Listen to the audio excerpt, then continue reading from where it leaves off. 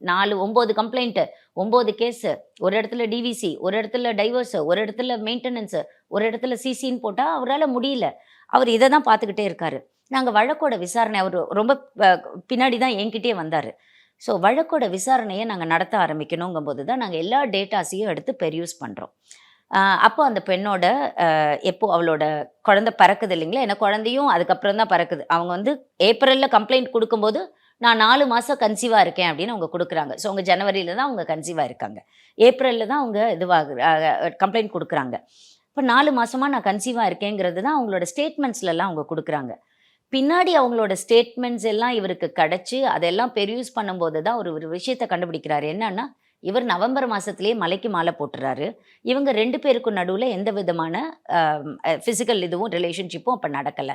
So இவர் ஜனவரியில மலைக்கு போறாரு. பட் இந்த பொண்ணோட லாஸ்ட் பீரியட் டேட் அப்படிங்கிறது டிசம்பர்ல இருக்கு. அதுக்கப்புறம் தான் அவங்க கன்சீவா இருக்காங்க. Naga double roasted rava and Naga கடலை மாவு.